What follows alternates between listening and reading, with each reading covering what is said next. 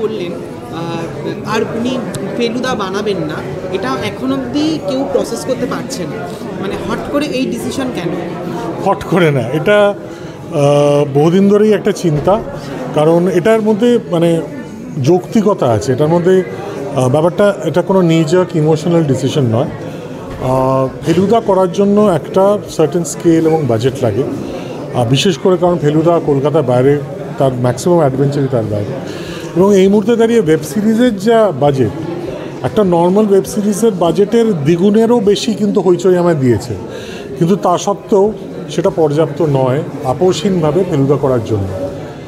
সিনেমার বাজেট এতটাই অন্যরকম থাকে, এতটাই বেশি থাকে যে সেখানে সিনেমায় করাটা সহজ, কিন্তু ওয়েব সিরিজে করা সহজ না। অ্যাটলিস্ট যেই গল্পগুলো আমি করতে চাই, যেগুলো ফেলুদার সিনেমাটিক গল্প, যেগুলো বাড়ির মধ্যে ছোট গল্প, সেগুলোর কথা বলছি না আমি, যেগুলো প্রপার কলকাতার বাইরে গিয়ে অ্যাডভেঞ্চার, সেই ধরনের গল্পের কথা বলছি। সো আপোষ করে ফেলুদা তো ভালোবাসার জিনিস, ওটা আমি করতে চাই না।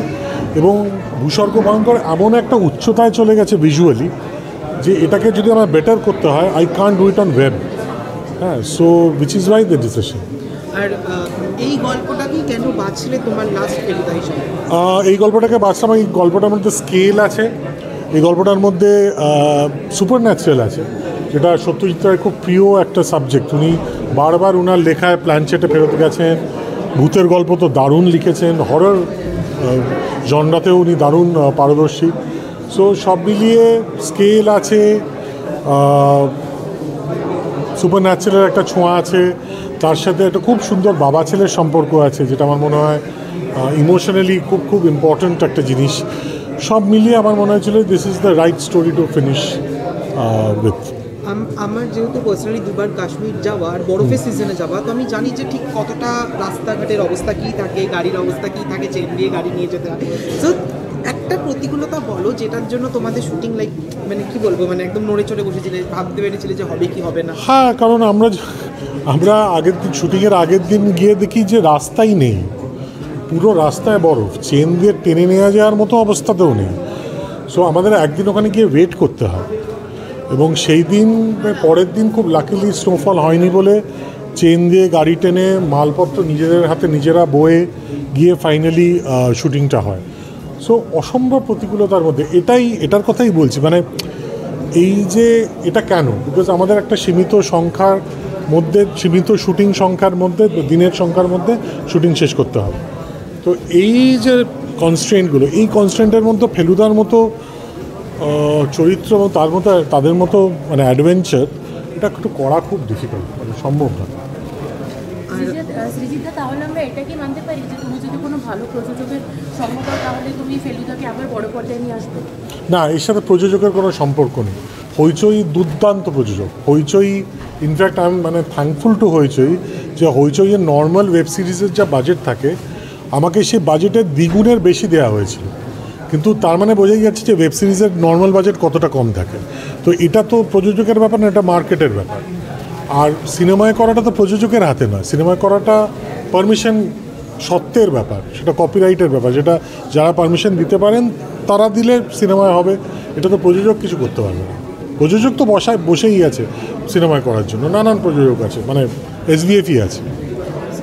তুমিও খাদ্যরসী এবং ফেলুদা প্রচণ্ড খাদ্যরসী ছিল, আর কাশ্মীরের মতন জায়গায় যেখানে খাবারটা খুবই বিখ্যাত, সেখানে কাজের পাশাপাশি কীরকম তোমাদের আড্ডা মজাটা হতো? ভয়ঙ্কর খাওয়া দাওয়া হতো, ভয়ঙ্কর এত খাওয়া দাওয়া হতো। আমাদের যে প্রিয় জায়গা খাওয়ার ওখানে ছিল, সেখানে আমি দুটো সিনও শ্যুট করেছি, এবং গোশতাবা খেয়েছি, রিশতা খেয়েছি, ওয়াজওয়ান থালি যেটা খুব বিখ্যাত কাশ্মীরে, সেটা খেয়েছি। এবং শুধু খাইনি, সেটা স্ক্রিপ্টে ইনকর্পোরেটও করেছি যাতে ফেলুদা, তোপসে এবং লালমোহনও খেতে পারে। দর্শকরা যদি চায় আরেকবার কি তোমাদের পুরো টিমকে দেখতে পারে, যদি আমরা সিনেমায় করার পারমিশন পাই, ওয়েব সিরিজে আর দেখতে পাবে না, আমাকে তো অ্যাটলিস্ট দেখতে পাবে না। টোটা অনির্বাণ কল্পনার কথাটা ওরা বলতে পারবে। ট্রেলার লঞ্চের সময় তোমাকে শোনা গেল বলতে এটাকে ওয়েব সিরিজ হিসেবে তুমি অ্যাড্রেস করলে না, রাদার তুমি এটাকে ছবি হিসেবে অ্যাড্রেস। মুখ দিয়ে বেরিয়ে যায় বারবার, টেকনিক্যালি কারেক্ট নয়, because it is a series. এটা একদিনের জন্য ছবি।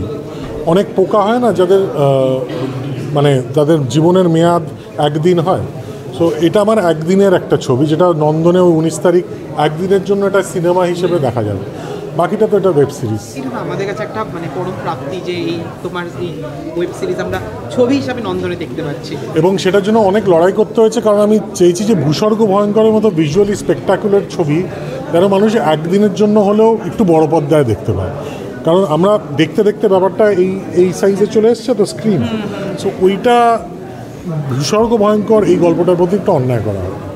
আর এখন আমি মানে তোমাকে বলছি, তুমি যখন টোটাদাকে ফার্স্ট ফেলুদা হিসাবে কাস্ট করলে, তো আমরা তো সোশ্যাল মিডিয়াতে অনেস্ট রিয়াকশনস পাই, কেউ ভালো বলে কেউ খারাপ বলে। সো এখানে সবার শখ লেগে গেছিলো, যেরকমভাবে তুমি আমাদেরকে শখ দিলে তোমার লাস্ট ওয়েব সিরিজ বলে ফেলুদা হিসাবে।